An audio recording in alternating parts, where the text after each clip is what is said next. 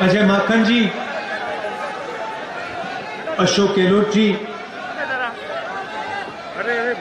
गोविंद सिंह दोतासरा जी, केसी वेणुगोपाल जी, सचिन पायलट जी,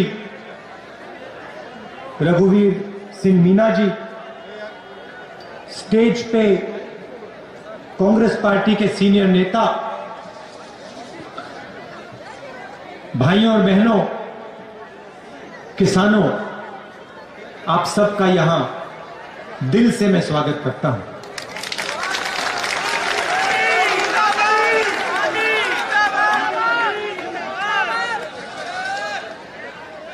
कल मैंने पार्लियामेंट में किसानों के मुद्दे पे भाषण किया और पार्लियामेंट में मैंने ये जो नए 3 कानून नरेंद्र मोदी लाए हैं, इनका लक्ष्य, इनके पीछे सोच मैंने समझाई। आज भी मैं आपके लिए ये जो 3 कानून हैं, आपको मैं ये समझाना चाहता हूं, इनका लक्ष्य क्या है, इनकी सोच क्या है और मोदी जी इन कानूनों को क्यों ला रहे हैं। हिंदुस्तान का सबसे बड़ा बिजनेस, कोई कहता है सेलफोन का बिजनेस है, कोई कहता है हवाई जहाजों का बिजनेस है, कोई कहता है ट्रांसपोर्ट का बिजनेस है, मगर सच्चाई है कि हिंदुस्तान का सबसे बड़ा बिजनेस कृषि का बिजनेस है। और ये सिर्फ हिंदुस्तान का सबसे बड़ा बिजनेस नहीं है, ये दुनिया का सबसे बड़ा बिजनेस है, क्योंकि इसी बिजनेस से करोड़ों लोगों को भोजन मिलता है। इस देश की जो फूड सिक्योरिटी है, इस देश की जो आत्मा है, उसकी रक्षा किसान और कृषि का बिजनेस करते हैं। आज इस बिजनेस को कोई एक व्यक्ति नहीं चलाता है। आज आप इस बिजनेस को देखें तो हिंदुस्तान की 40% जनता इस बिजनेस के भागीदार हैं, इस बिजनेस को चलाते हैं। 40%, मतलब करोड़ों लोग इस धंधे को हिंदुस्तान के लिए चलाते हैं। उसमें किसान शामिल हैं, मजदूर शामिल हैं, छोटे दुकानदार हैं, व्यापारी हैं, अड़तिया हैं, करोड़ों लोग मिलकर इस बिजनेस को चलाते हैं। और कांग्रेस पार्टी की कोशिश रही है कि इस धंधे को हम कभी किसी एक व्यक्ति के हाथ में ना जाने दें। यह हमारा लक्ष्य रहा है। आजादी के दिन से आज तक यह हमारा लक्ष्य रहा है कि यह जो धंधा है, यह हिंदुस्तान के 40% लोगों का धंधा ही रहे, इनकी भागीदारी हो और किसी एक व्यक्ति के हाथ में यह धंधा ना चला जाए। और उसके लिए कांग्रेस पार्टी सालों से लड़ रही है। उदाहरण आपको दिखते हैं। अमूल कंपनी है, कांग्रेस पार्टी लाई थी। लाखों किसानों की कंपनी है, पूरे देश में दूध देती है, दूध डिलीवर करती है। तो हमारा लक्ष्य रहा है कि कोई एक व्यक्ति इस बिजनेस को मोनोपोलाइज ना कर जाए। अब बात करते हैं 3 कानूनों की। 3 कानून क्या है? पहला कानून कहता है, इसको आप अच्छी तरह सुनिए, क्योंकि यह आपको मीडिया में नहीं सुनाई देगा। बहुत सरल चीज है, मुश्किल नहीं है, मगर मीडिया नहीं समझाएगा। क्योंकि जो लोग, सुनिए अच्छी तरह सुनिए, क्योंकि जो लोग कृषि के बिजनेस को छीनना चाहते हैं, मीडिया उन्हीं का है।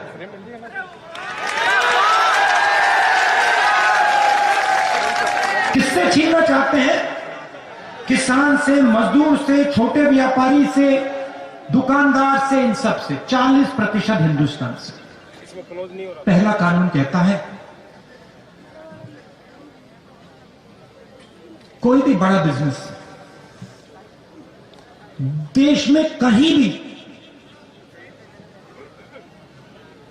किसी किसान से कितना भी अनाज खरीद सकता है, अनलिमिटेड। अगर एक व्यक्ति पूरे देश का अनाज खरीदना चाहे तो खरीद सकता है, कोई लिमिट नहीं।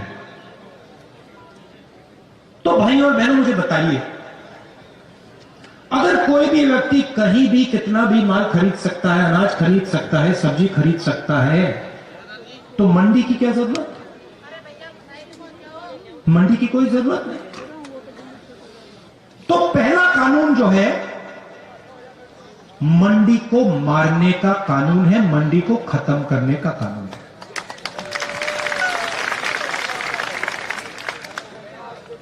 दूसरा कानून कहता है कि कोई भी उद्योगपति कितनी भी सब्जी, कितने भी अनाज, कितना भी फल, कितनी भी देर के लिए स्टोर कर सकता है, रख सकता है,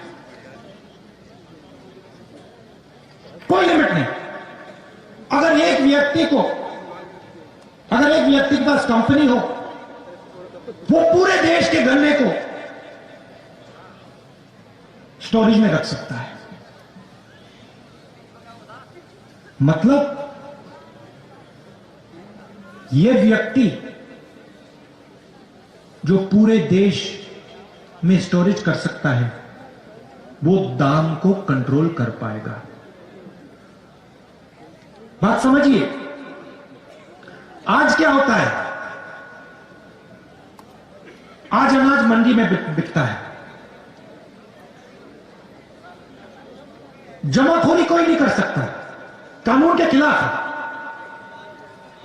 जैसे ये दूसरा कानून लागू होगा, हिंदुस्तान में अनलिमिटेड, बिना लगाम जमाखोरी चालू हो जाएगी। कौन करेंगे? हिंदुस्तान के सबसे अमीर अरबपति लोग। अब क्या होगा? किसान जाएगा अपना माल बेचने, उसके सामने कौन खड़ा होगा? छोटा व्यापारी नहीं, मंडी नहीं मिलेगी। हिंदुस्तान के सबसे अमीर उद्योगपति उसके सामने खड़े होंगे।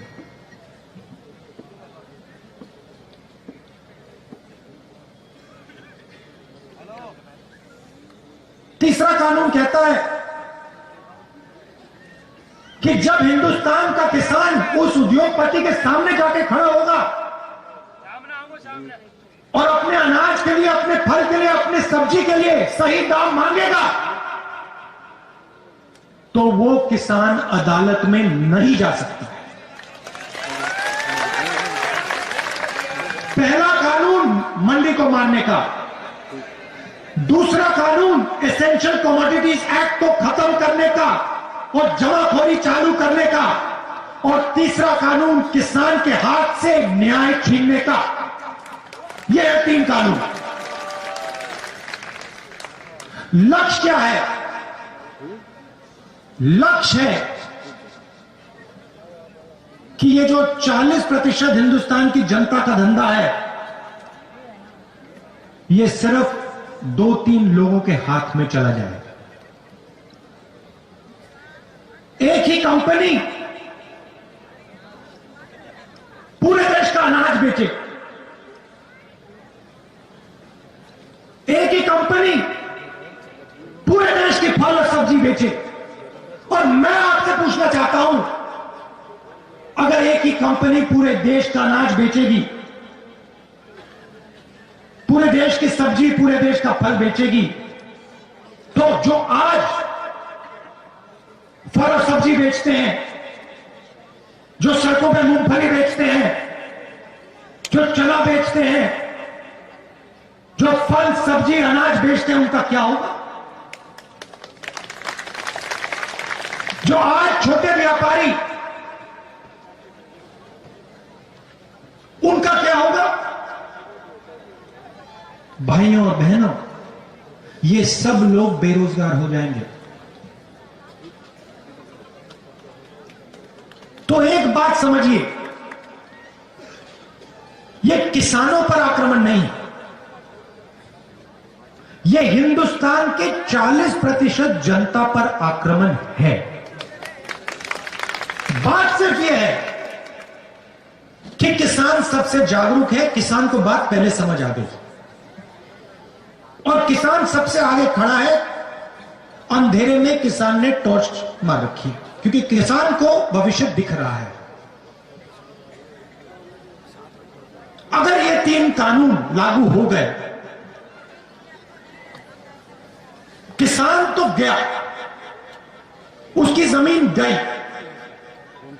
मगर छोटा दुकानदार भी गया, व्यापारी भी गया, मजदूर भी गया। हिंदुस्तान के 40% लोग बेरोजगार हो जाएंगे।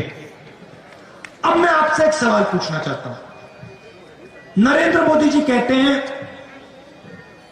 मैंने ये किसानों के लिए किया। अगर नरेंद्र मोदी जी ने किसानों के लिए किया, तो पूरे देश में किसान दुखी क्यों? दिल्ली के बॉर्डर पे लाखों किसान क्यों खड़े? 200 किसान शहीद क्यों हुए?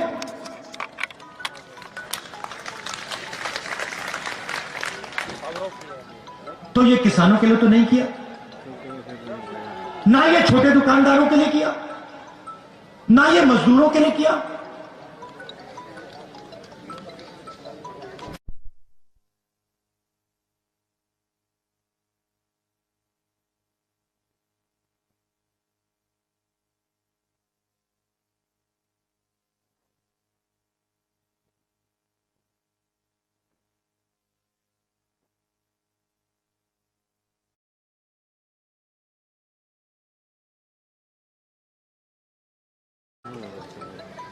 इन 4 लोगों के लिए हो रहा है। और ये बात आज नहीं शुरू हुई। ये जो 40% लोगों का धंधा है, इसमें किसान शामिल हैं, मजदूर शामिल हैं, छोटे दुकानदार शामिल हैं, लोडर, मंडी में जो काम करते हैं, ये सब लोग शामिल हैं। हेलो सर, पहला आक्रमण इन पे नोटबंदी के समय हुआ था। हिल रहा है ना पूरा? आ रही है सर, आ रही है। ऐसे क्या पूरा स्क्रीन? नोटबंदी में नरेंद्र मोदी जी ने क्या किया? गरीबों के घर से पैसा निकाला। मैंने उस समय कहा था, यह काले धन के खिलाफ लड़ाई नहीं है, यह हिंदुस्तान की रीढ़ की हड्डी को तोड़ा जा रहा है। जनता उस समय नहीं समझी थी, उस समय जोश में आ गई थी। बाद में पता लगा कि 3-4 लोगों का लाखों करोड़ रुपए कर्जा माफ हुआ, आपका पैसा बैंक में गया। उसके बाद जीएसटी, फिर से उसी कड़ी पे आक्रमण। छोटे बिजनेस, मिडिल साइज बिजनेस, सबको खत्म कर दिया। रास्ता साफ करना चाहते हैं भाई और बहनों, नरेंद्र मोदी जी रास्ता साफ करना चाहते हैं अपने मित्रों के लिए। आज तक छोटे व्यापारियों को, मिडिल साइज बिजनेसेस को जीएसटी नहीं समझ आई, आज तक नहीं समझ आई। 5 अलग अलग टैक्स, लाखों बिजनेस बंद हो गए, बेरोजगार हो गए। और फिर कोरोना आता है, हिंदुस्तान के मजदूर घर की ओर जाते हैं। नरेंद्र मोदी ने बिना कोई इशारे लॉकडाउन कर दिया। हिंदुस्तान के मजदूर घर जाते हैं, हाथ जोड़ के वो प्रधानमंत्री से बस का टिकट मांगते हैं, रेल का टिकट मांगते हैं। प्रधानमंत्री कहते हैं नहीं, मैं तो नहीं देने वाला। भूखे मर गए। और फिर उसी समय 1,50,000 करोड़ रुपए हिंदुस्तान के सबसे अमीर लोगों का कर्जा माफ करती है। पहला कदम नोटबंदी, दूसरा कदम जीएसटी, तीसरा कदम कोरोना और अब चौथा कदम 3 नए कानून। लक्ष्य हिंदुस्तान के 40% लोगों का जो धंधा है उनसे छीनना। और होगा क्या? और वो आपको दिख रहा है। इस देश में रोजगार कौन देता है? इस देश में रोजगार हिंदुस्तान के सबसे बड़े उद्योगपति, 2-3 उद्योगपति नहीं देते हैं। इस देश में रोजगार किसान देता है। इस देश में रोजगार छोटा व्यापारी देता है। इस देश में रोजगार स्मॉल और मीडियम बिजनेस देते हैं। उनको आपने जान से मार दिया, खत्म कर दिया। और आज पूरा देश देख रहा है, आने नहीं देंगे उधर से। बेरोजगारी फैलती जा रही है, फैलती जा रही है। और नरेंद्र मोदी हर रोज कोई ना कोई नया बहाना बनाते हैं। Make in India, skill India, पता नहीं क्या क्या क्या क्या बोलते रहते हैं। आपने पार्लियामेंट में उनका चेहरा देखा होगा। कहते हैं हम किसानों से बात करना चाहते हैं। बात किस बात की? क्या बात करना चाहते हैं आप? इस कानून को आप खत्म कीजिए, रद्द कीजिए। किसान आपसे बात करने को तैयार है। आप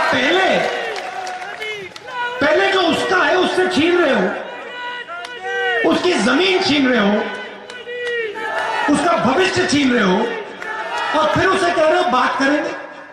बात किस बात की? कोई बात करने की जरूरत नहीं है। पहले आप कानून वापस लीजिए, फिर जितनी बात आपने किसानों से करनी है, मजदूरों से करनी है, आप करिए।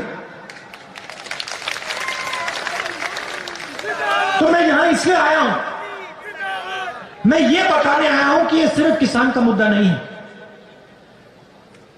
ये गरीबों का मुद्दा है।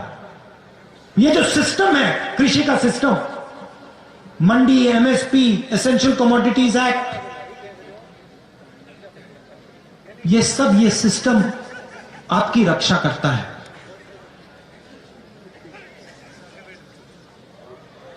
इस ढांचे को नरेंद्र मोदी तोड़ने की कोशिश कर रहे हैं।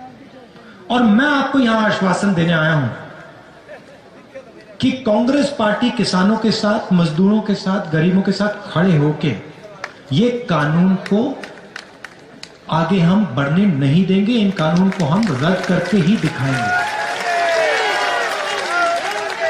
आखिरी बात मैं आपसे कहना चाहता हूं, अब देखिए,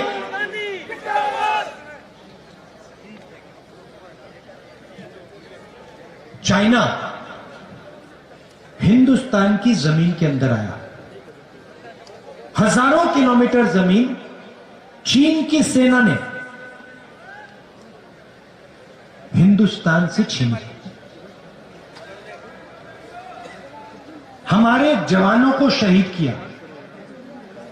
और कल लोकसभा में, राज्यसभा में डिफेंस मिनिस्टर आते हैं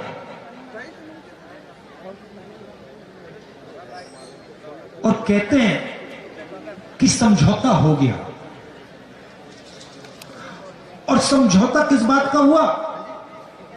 समझौता यह हुआ कि नरेंद्र मोदी जी की सरकार ने हिंदुस्तान की पवित्र जमीन चाइना को पकड़ा दी। पैंगोंग लेक में हिंदुस्तान का पोस्ट फिंगर 4 पे होता था। चाइना ने अपनी सेना को अंदर डाला। समझौता नरेंद्र मोदी जी ने यह कहा है कि हम अब फिंगर 3 पे अपना पोस्ट लगाएंगे। मतलब फिंगर 4 और फिंगर 3 के बीच जो जमीन थी, जो हमारी पवित्र जमीन है, वो नरेंद्र मोदी जी ने चाइना को हमेशा के लिए दे दी है।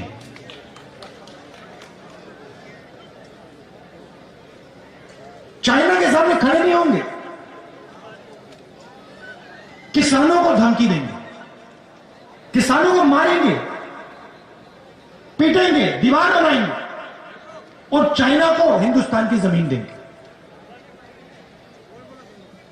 यह नरेंद्र मोदी जी की सच्चाई है।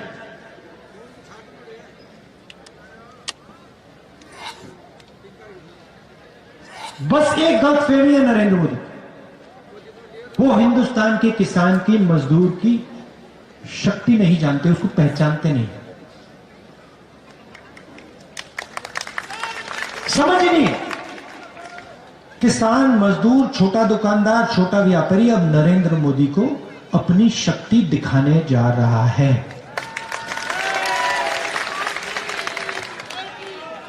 आप सब दूर दूर से आए, इसके लिए दिल से मैं आपका धन्यवाद करता हूं। नमस्कार, जय हिंद।